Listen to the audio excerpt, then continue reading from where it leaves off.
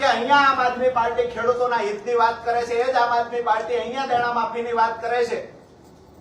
હું માનું છું ગુજરાતના ખેડૂતોના દેણા માફ થવા જોઈએ. સત્તામાં બેઠેલી ભાજપને પણ સંદેશ આપીએ છીએ, ખરેખર ખેડૂતોના હિતમાં નિર્ણય લેવાવો જ જોઈએ. પણ આમ આદમી પાર્ટી અહીંયા દેણા માફ કરવાની વાત કરે છે, તો પંજાબની અંદર શા માટે દેણું માફ થતું નથી? ગુજરાતમાં દેણા માફીની વાત છે. દેશના સૌથી વધારે જો ખેડૂતો પર દેવું હોય તો પંજાબમાં છે.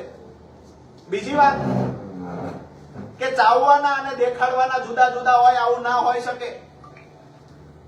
પંજાબની અંદર શંભુ બોર્ડર પર કેન્દ્ર સરકારની સામે એમએસપી ના મુદ્દે 13 મહિનાથી જે ખેડૂતો આંદોલન કરી રહ્યા હતા, રાત્રે એમની પર પંજાબ પોલીસ દ્વારા હુમલો કરવામાં આવ્યો, તંબુ તોડી નાખવામાં આવ્યા, દંડા મારવામાં આવ્યા, 700 થી વધારે ખેડૂતોને પૂરી દેવામાં આવ્યા જેલમાં. તો આમ આદમી પાર્ટીની સરકાર છે ત્યાં અહીંયા એમએસપી ની વાતો કરવામાં આવે છે, ત્યાં એમએસપી મુદ્દે લડી રહેલા લોકો પર અત્યાચાર શા માટે?